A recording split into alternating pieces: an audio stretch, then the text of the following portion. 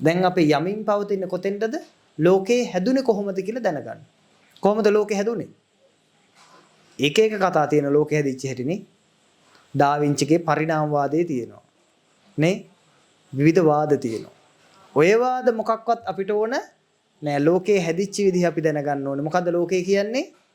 ඇහැ, කන, නාසය, දිව, කය, මනස. මේ ආයතන හය තමයි ලෝකේ කියන්නේ. ඇහැ හැදිලා තියෙන්නේ මොන වෑන්ද? ඇහි තියෙන අල්ලපුවම් තද ස්වභාවයේ දේවල්. අල්ලපුවම්.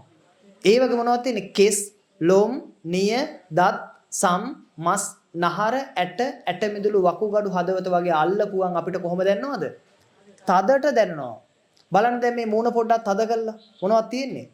ඇට තියෙනවනේ. දැන් මේ ඇහැ අල්ලපුවම් තදට දැනනවද නැද්ද? දැනනවා. ඇහැ තදයි. එහෙනම් මොන ධාතුව තියෙනවද? පඨවි ධාතුව. එතකොට මේ බුලත් කොලේ අල්ලපුවම් බුලත් කොලෙත් තදට දැනනවා. එතකොට මේ කොලේ බිමට වැටුනම මොකද වෙන්නේ? මහ පොළොවට වැටුනම මොකද වෙන්නේ? ටික දවසක් තිබිලා වේලිලා පොළොවට පස්සලා විනාශලා යනවා. අපේ ශරීරයේ තියෙන මේ තද ස්වභාවයෙන් යුක්ත කොටසුත් මොකද වෙන්නේ? මහ පොළොවට පස්සලා විනාශලා නැති වෙලා යනවා. එහෙනම් පටවිය හැටි. ඒක මගේ ශරීරයේ තියෙන කොටසුයි මේ බාහිර තියෙන කොටසුයි කියලා වෙනසක් තියෙනවද?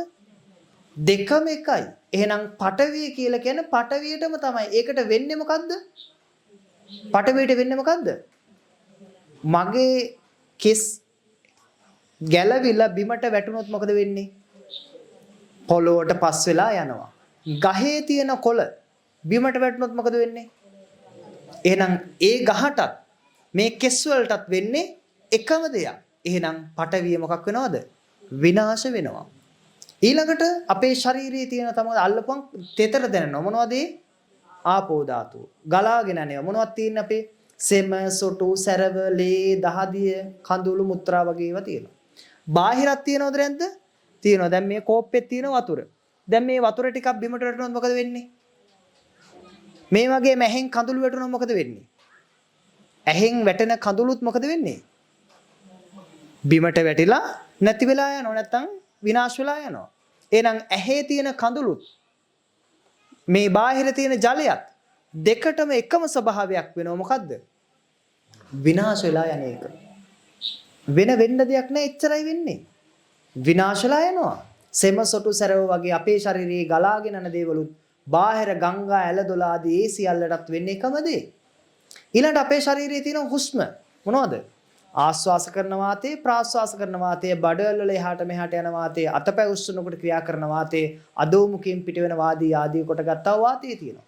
මේ ඇහත් මොකක් කරන්න පුළුවන්ද? අපිට ටිකක් ඔබන්න පුළුවන්. මේ කනත් එහෙමනේ. ඒ කියන්නේ මොනවද තියෙනවද මේකේ? වාතය තියෙනවා. දැන් මෙතන හුලං තියෙනවද? හුලං අපිට දැනෙන්නේ නැති නිසා අපි මොකක් කරලා තියෙනවද? ෆෑන් එකක් දාලා තියෙනවා. හැබැයි සමහර කාල නැද්ද හුලං ඇවිල්ලා මේ හට් ගලවගෙන යන කාල? කෝ දැන් ඒ හුලං? කෝ ඒ හුලං? තිබ්බ හුලං මොකද උනේ? කොහරි ගිහිල්ලා හැංගිලාද? මේ කලින් මාසවල හමපු හුලං කෝ? නැති වෙලා. ඒ වගේ අපේ ශරීරයේ තියෙන ආශ්වාස ප්‍රාශ්වාසත් මොකද වෙන්නේ? නැති වෙනවා. එතකොට බෙදන්න පුළුවන්ද මේක? බාහිර තියෙන හුලං වෙනයි මගේ ඇඟේ තියෙන හුලං වෙනයි කියලා බෙදන්න පුළුවන්ද? ඊළඟට අපේ ශරීරයේ තියෙන උණුසුම. මේ අල්ලපුවන් රස්නියක් තියෙනවනේ. දැහැ ළඟක් තියෙන උණුසුම හෝ සීතල තියෙනවා. බාහිරක් තියෙනවනේ. දැන් මට මේ ගෙනාවේ මොන වීදුරුවක්ද? මොන වතුර වීදුරුවක්ද? දැන් මේක උණු වතුර ටික කෝ තිබුණු උණුසුම නෑ. කවුරු හරි හොරෙන් අරන් ගියාද? මොකද උනේ? උණුසුම නැති වෙලා. ඒකට දෙන්න තියෙන උත්තරේ මොකද්ද? උණුසුම නැති වෙලා. අතුරුදහන් වෙලා. ඒ වගේ තමයි මේ ශාරීරික උෂ්ණයට මොකද වෙන්නේ? නැති වෙනවා, අතුරුදහන් වෙනවා.